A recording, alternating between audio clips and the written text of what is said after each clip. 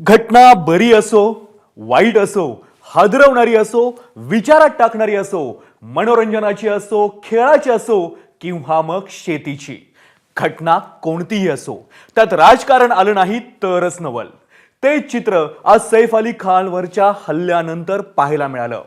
विरोधकांनी कायदा सुव्यवस्थेवरून टीका केली तर सरकारनं सुरक्षेची ग्वाही दिली. कोण काय म्हणालं, काय काय घडलं पाहूयात. सैफ अली खानवर हल्ला झाला आणि राजकीय क्षेत्रातून पहिली प्रतिक्रिया आली आमदार जितेंद्र आव्हाडांची. या हल्ल्यामागे हिंदू मुस्लिम धार्मिक अँगल आहे का याचा तपास करण्याचा अनाहूत सल्ला त्यांनी दिला. त्यासाठी आव्हाडांनी सैफ करीनाच्या मुलाच्या तैमूर नावावरून झालेल्या टीकेचा आधार घेतला. आव्हाडांच्या शंकेवर मंत्री नितेश राणे तुटून पडले नसते तरच नवल. प्रत्येक गोष्टीमध्ये कट्टरवाद आणि हिंदू समाजाचं सातत्याने बदनाम करण्याचं जे काय हे षडयंत्र यांच्यासारख्या जिहादी मानसिकतेच्या माध्यमातून लोकांकडून सातत्याने होत आहे. काही झालं तर हिंदू समाजाकडे बोट उचलायचं, काही झालं तर हिंदुत्वादी संघटनेला आरोप करायचा. बॉम्ब ठेवणारे वेगळे असतात, जिहाद करणारे त्यांच्याच मतदारसंघामध्ये किती आहेत जरा जितेंद्र आव्हाडांना बघायला सांगा आणि मग दुसऱ्यांवर बोट उचलायला सांगा. तिकडे बारामतीत खासदार सुप्रिया सुळे यांनी कृषी प्रदर्शनातून वेळ काढला आणि माध्यमांसमोरच कपूर कुटुंबियांना फोन लावला.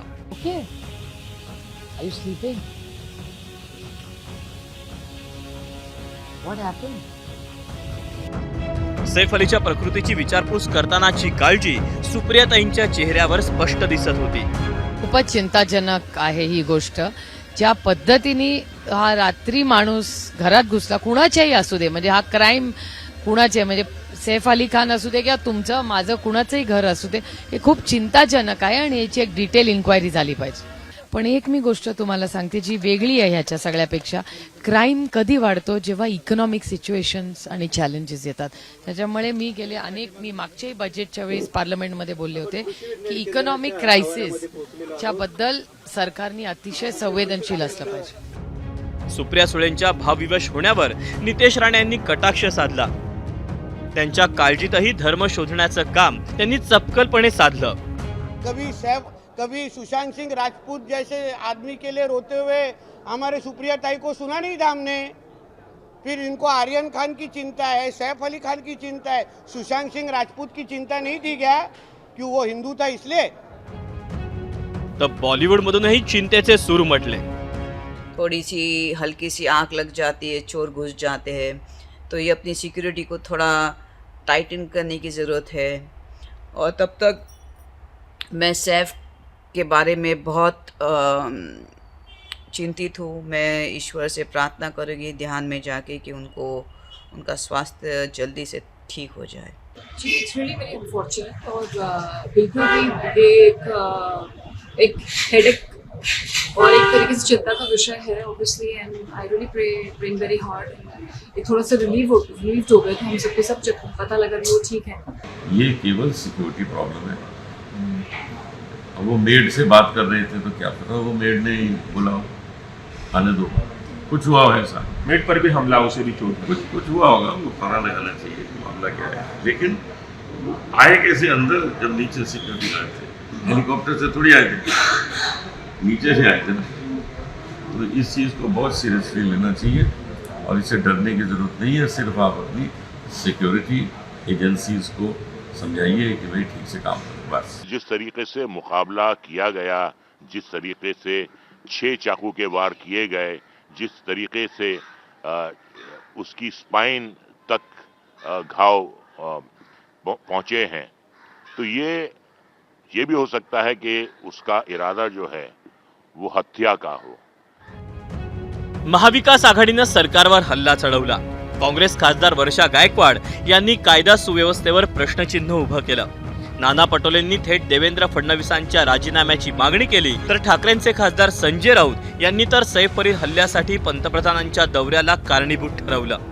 तर शरद पवारांनी माजी आमदार बाबा सिद्दीकींची हत्या याच भागात झाली होती याची आठवण करून दिली. महाराष्ट्रामध्ये गेल्या 3 वर्षापासून लॉ अँड ऑर्डर ज्याला आपण म्हणतो, कायदा आणि सुव्यवस्था,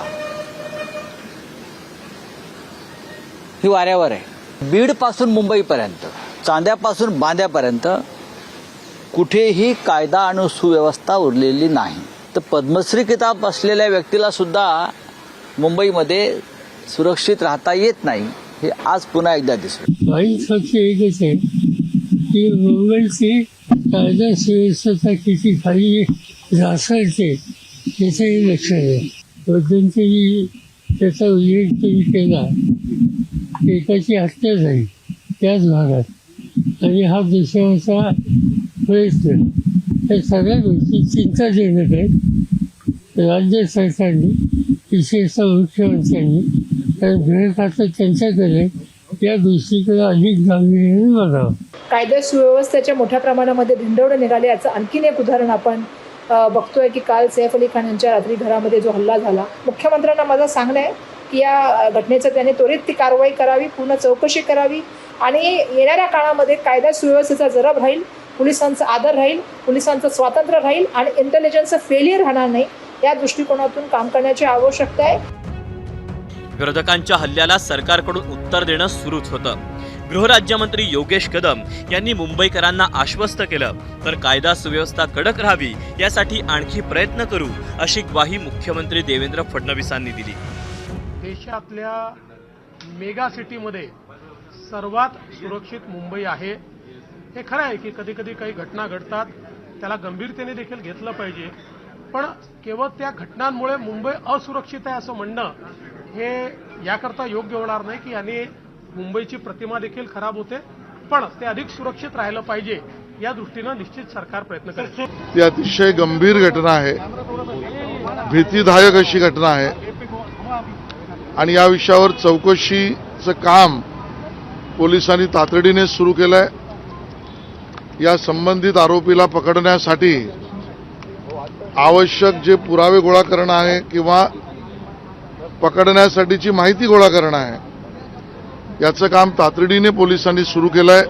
हे सैफ अली खान, त्याचं आडनाव खान आहे म्हणून लगेचच नाही मत मुस्लिम होता म्हणून त्याच्यावरती हा हल्ला करण्यात आलेला आहे. धार्मिक रंग द्यायचा विरोधकांना दुसरा आता काही कुठला उद्योग राहिलेला नाही. ते आता सत्तेच्या बाहेर आले, सत्तेच्या बाहेर बसलेले आहेत. सुपरस्टार सलमान खानच्या गेट बाहेर बिश्नोई गँगनं केलेला गोळीबार, माजी मंत्री बाबा सिद्दीकी यांची भरबस्तीत बिश्नोई गँगनं केलेली हत्या, या घटना ताज्या असतानाच सैफ अली खानवर घरातच हल्ला झाला.